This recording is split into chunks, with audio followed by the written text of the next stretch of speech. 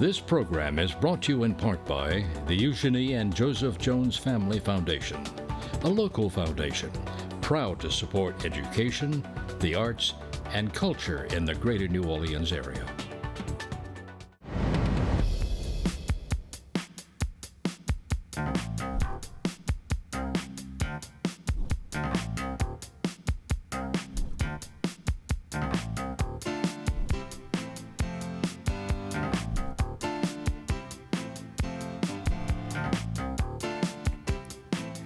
Hello, Marcia Kavanaugh. Thanks so much for joining us. Well, among the blessings to appreciate this Thanksgiving weekend is that the legislature has just reduced state income taxes. Of course, if you want to buy anything to help celebrate, just watch out for the new sales tax. Some financial losses might be recoverable by having a good day playing the horses as a new season begins at the Fairgrounds. We'll look tonight at the business of winning, placing, and showing in Baton Rouge and at the track, as well as the Saints season heading to the home stretch. We'll also discuss the controversy and potential of the Mid-Barataria Sediment Diversion project. And we will give our pick of some of this year's top thanks-worthy stories. At the gate for us are tonight's Informed Sources. Errol, Laborde, producer of Informed Sources. Jeff Duncan, sports columnist, the Times-Picayune, the New Orleans Advocate. Greg LaRose, editor, Louisiana Illuminator. And Mike Smith, staff writer at the Times-Picayune, the New Orleans Advocate. And we're going to go over to Greg first because special session, tax season, Louisiana legislature, it's done. What are we facing now? So you summed it up beautifully. We've got now a flat income tax, which Louisiana joins a growing number of states that have moved to a flat tax for individuals and for corporations. 3% for individuals, 5.5%. Which is a little higher than the governor wanted, but the middle ground that lawmakers agreed to. The big question being, I guess what we're all going to be doing is sitting around the kitchen table trying to figure out, okay, is this a plus or a minus for me in the wash? I think if you are of a higher income, certainly you're going to benefit more from the flat income tax. Your rate's coming down. If you are of a lower income, the thinking is with higher deductions that it's kind of be a wash. You'll be able to claim a higher deduction, so you won't end up paying a tax if you're among a low income bracket. Where it's going to come back and get all of us basically is this higher 5% sales tax. We'll move up from what's now 4.45% to 5% starting on January 1st. And that's going to apply to essentially everything that you're paying a sales tax on now, in addition to some things you're not. That would be like your Netflix or Hulu subscriptions, your Spotify subscriptions, some apps that are on your smartphone. So the feeling there among those who are looking out for lower income consumers is that they will pay a proportionately greater share of that compared to the wealthy. The whole list of items, there were some 40 plus so-called luxury items, that got scrapped. That was left on the cutting room floor. Okay, well, so there is going to be a decrease in revenue coming in, from the income taxes. How are we making up that deficit now? Will the 5-cent sales tax do that? In part, but two other moves that I think that are sort of temporary in nature. One being the combining of a budget revenue fund and revenue stabilization fund. That's going to move more money into the general fund. In other words, take restrictions of how it can be used. And the lawmakers also agreed to steer some transportation dollars that would have gone towards Interstate 49 expansions, the proposed bridge south of Baton Rouge over the Mississippi River. That's on hold for another couple of years while that money moves into the budget. So we're going to avoid that, it was projected to be as high as $700 million. The state will avoid that for at least a couple of years. And the feeling of the backers of this tax proposal, of course the governor being the lead in that role, is that eventually you'll have businesses coming in, jobs, that'll lead to a greater increase in the other types of tax revenue. But it's certainly wait and see, no guarantees. So, I don't know, I don't think you said it, but the franchise tax, that's been eliminated, Franchise tax is gone. Corporate tax comes down, corporate income tax. Some inventory taxes as well were softened as well. That all, I think, goes more towards attracting business. Certainly it cuts into the bottom line, and you have to offset that with higher sales taxes. Again, the strategy of the governor would be, let's lay a red carpet out for business, remove or lower all of the things that we've been hearing Louisiana is a disincentive for these companies, and hope that they will come in and broaden and increase the tax base. 2 weeks ago, a lot of credit, I guess it's good public relations, was the possibility of reducing the credit for the, or removing the credit for the movie industry, and then also for historic preservation. How did those things fare? They stayed in there. The motion picture tax credit was lowered, and it was already going to be lowered to 150. They brought it down to 125 million. Lawmakers, when the governor first proposed that, lawmakers were resistant from the get-go, and as soon as it made the final version of the bills, the lawmakers were basically saying, we're going to find a way to get that in there. The whole rub with that is, if you just look at it at a return on investment, it's not very good. But when you start thinking about the infrastructure and that the number of jobs that it currently supports, yeah, it is good for Louisiana. But then you start looking at Georgia, New York, California. They're all upping their incentives to be more competitive. Louisiana's lowering. So I again don't necessarily know that, long term, this is an incentive that has legs over the long haul. So the standard deduction, like on an individual, so that has increased, that's going to go up? It's just about tripled for most folks. For retirement income, it's doubled. Both are around $12,000 now that you deduct right off the bat. And the thinking is there, if you're lower income or retirement income, that essentially covers the bulk of what you'd have to pay anyway. And with that low rate moving from 1.85% to the flat 3%, the feeling again there is that you, by and large, you're going to get a wash. Okay, and there's some constitutional amendments that are part of this too? Oh yeah, it all depends. Teacher pay raises to be exactly. This is going to be a fairly complicated constitutional amendment on the ballot, and more than one on March 29th. And essentially everything that they just spent the last 3 weeks or so doing all depends on voters agreeing that, hey, yeah, this is the best for me. So again, I go back to the kitchen table. People will make that decision and say, okay, well, I can live with this, or like, no, that's going to break me. I can't support it. All right, Greg, thanks a lot. All right, Jeff, going over to you. And the Fairgrounds now officially open. We had the big Thanksgiving days. So, but how is the Fairgrounds doing this day as a business operation? Well, it's actually excelling. It's getting better and better every year. This is the 153rd racing meet at the Fairgrounds. It's one of the oldest tracks in America. And the last few years, though, Marcia, it's really taken off under the direction of Racing Secretary Scott Jones, who's really put a lot of efforts into the Road to Kentucky Derby series. This is a series of stakes races that points toward the Kentucky Derby and really, I think, puts all of its resources into developing horses that will eventually run at the Run for the Roses the first Saturday in May. They've lengthened the distances on those stakes races to match the Kentucky Derby. Leading up to that race, the Kentucky Derby is 1.25 miles.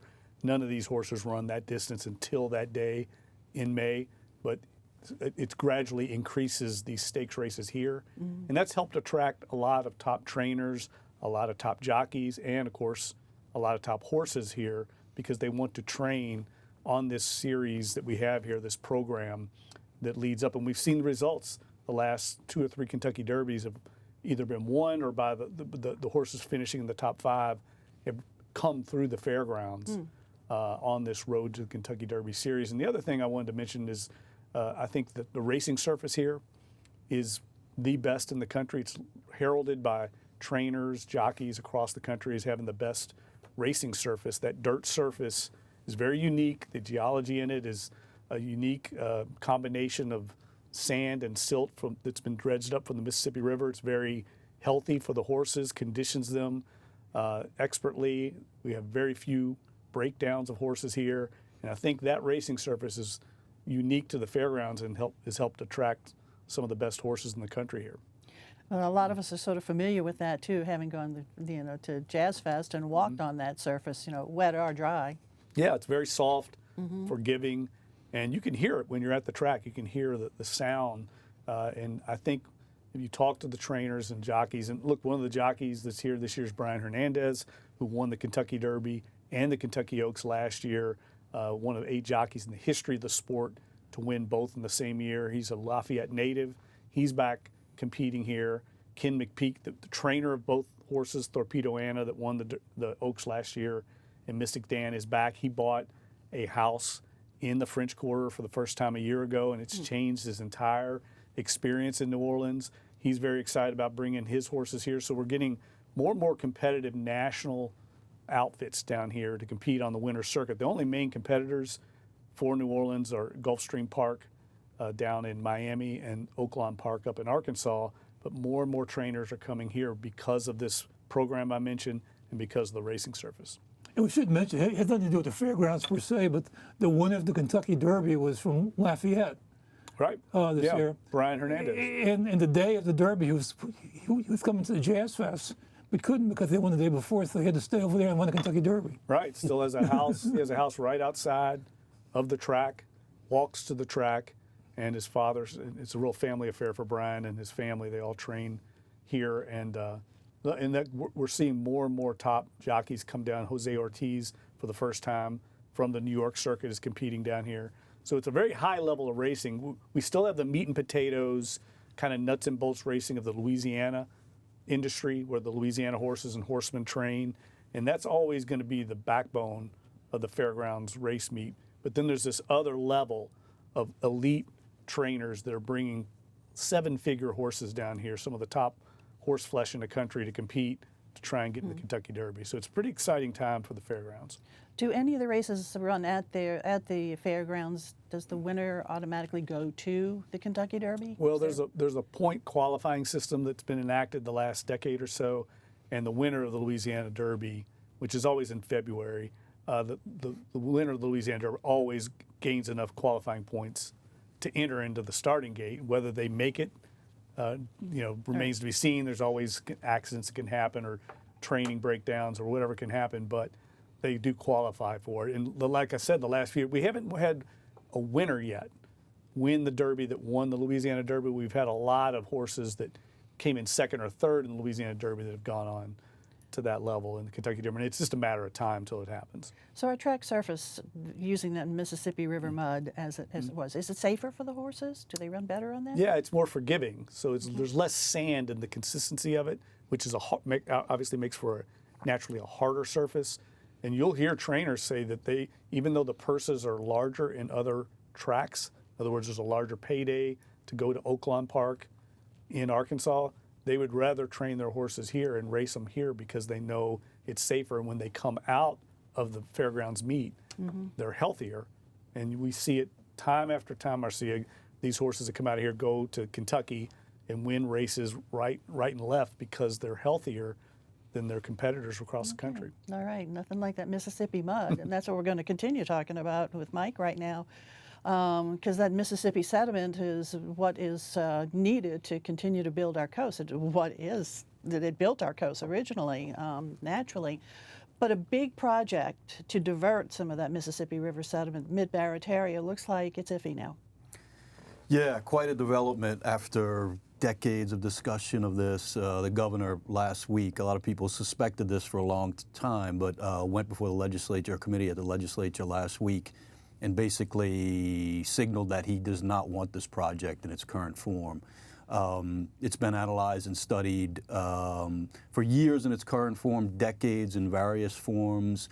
It's really, it's hard. We've talked about this so long that it's almost people underlook the kind of how big of a project this is, what kind of game-changing, maybe not immediate effects, but in terms of its unprecedented nature, in terms of mimicking nature, diverting Mississippi River sediment to rebuild the coast the way it happened in the first place.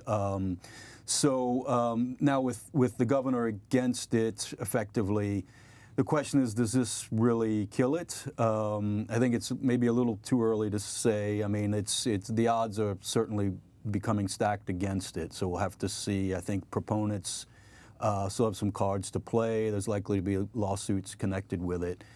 whether or not we're going to have to pay back money. In addition to the lawsuits that have already been filed on it. In addition over to the years. I mean, this project is really the linchpin of the Coastal Master Plan Yeah. that was developed, post-Katrina. So proponents want to see it happen. Why do opponents, why are they against it? The main source of opposition is the commercial fishing industry in Barataria Bay.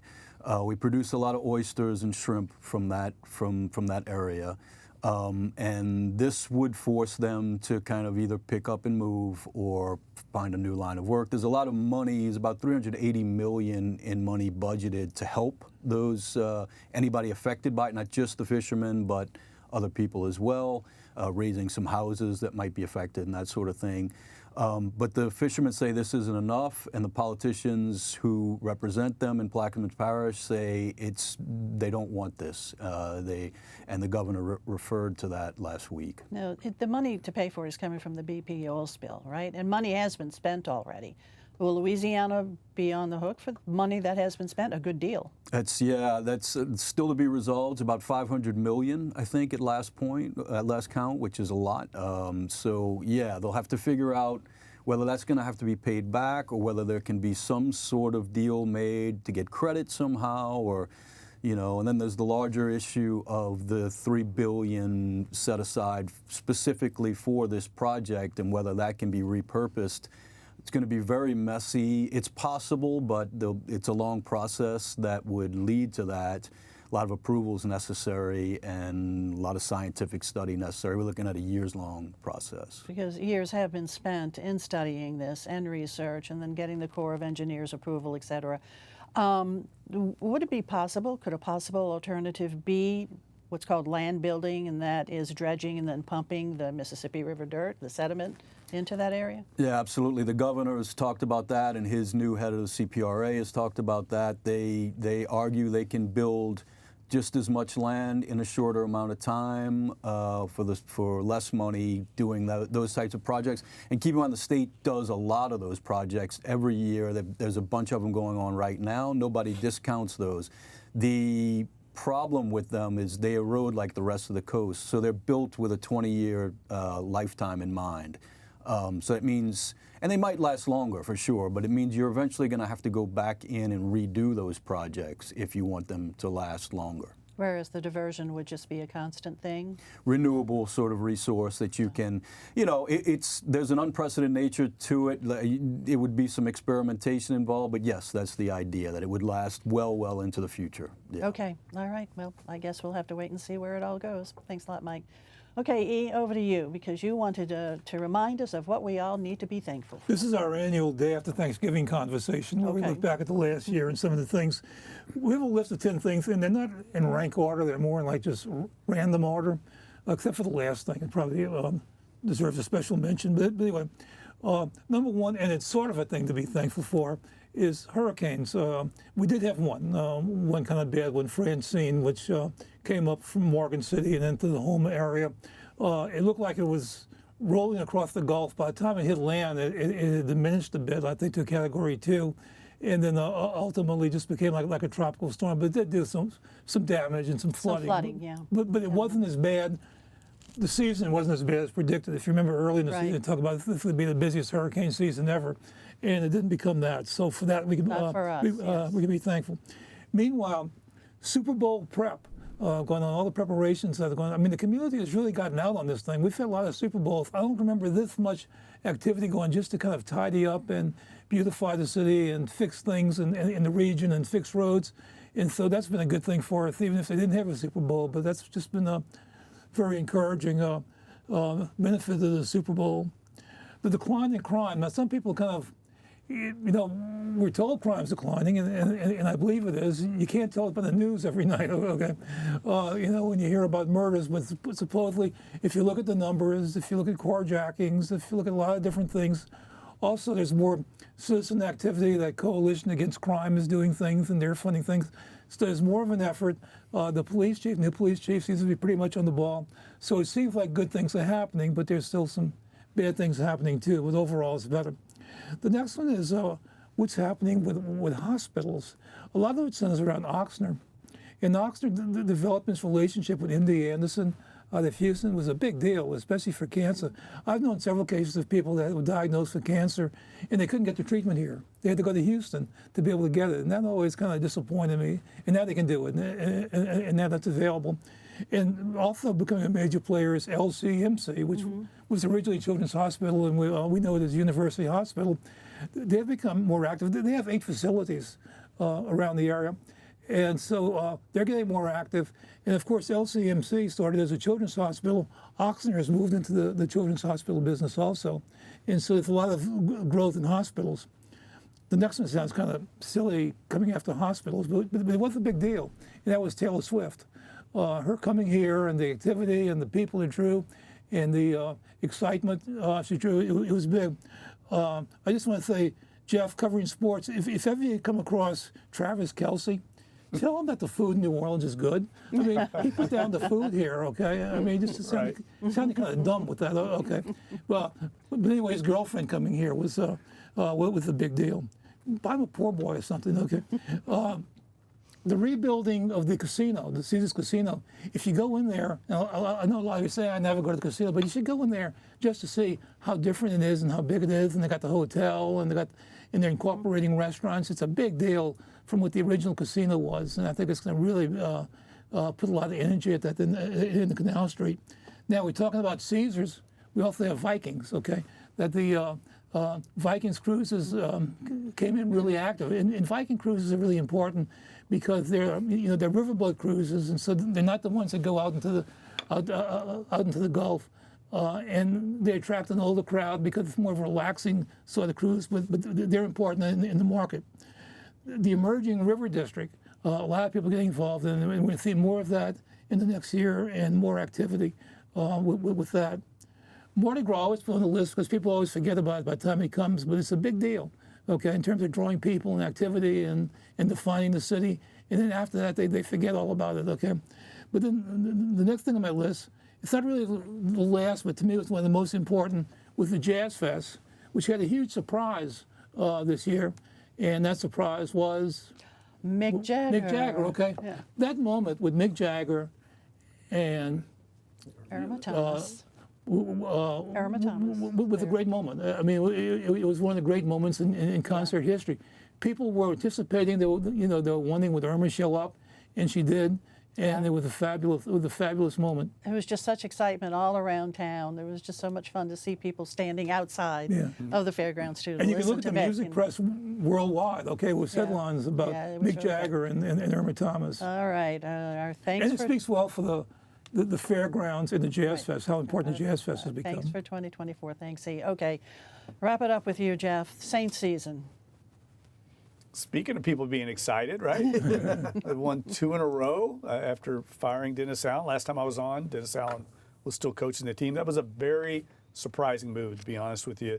The Saints had not made a midseason coaching change since 1980 when Dick Nolan was let go. So for the organization to make that move, Gail Benson, Mickey Loomis, I think was very unusual.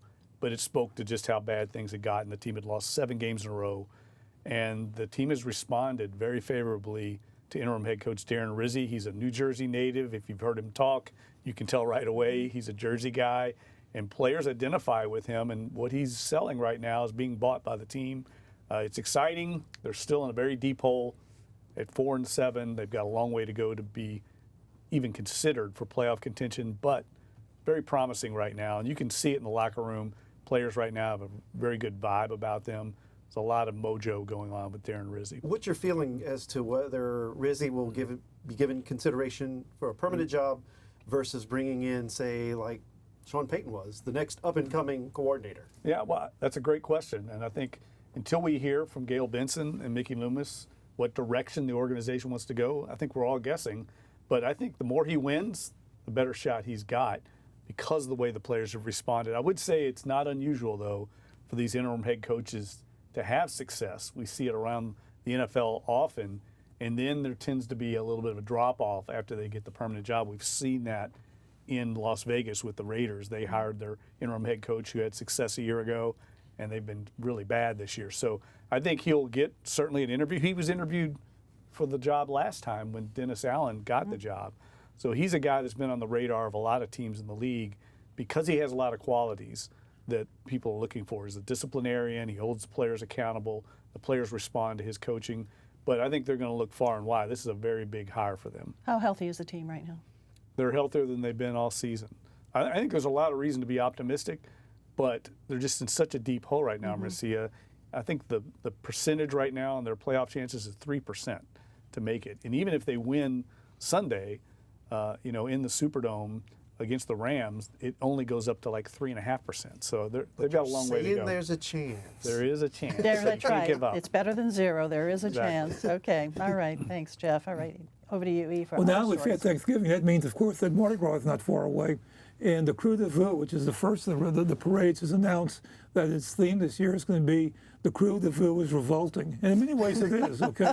And its king is going to be Freddie King, not the councilman, okay, but the rhythm and blues singer, Freddie King. Okay. All righty. Over to you, Jeff.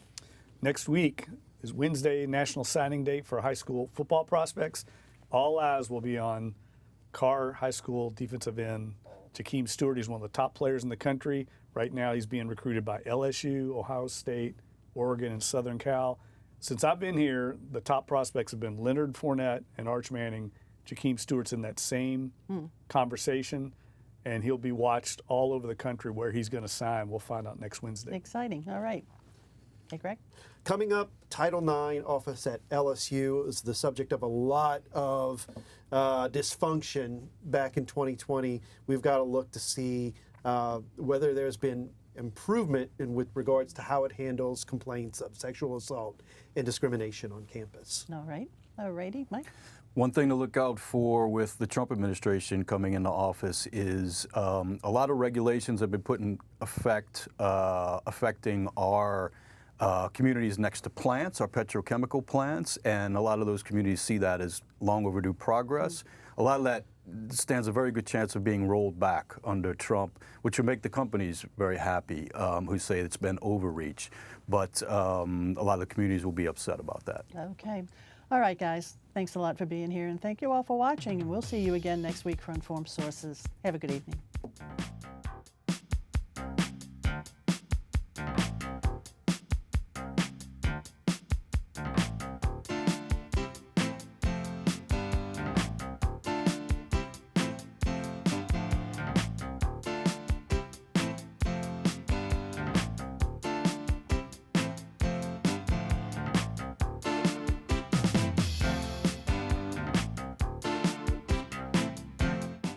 This program is brought to you in part by the Eugenie and Joseph Jones Family Foundation, a local foundation proud to support education, the arts, and culture in the greater New Orleans area.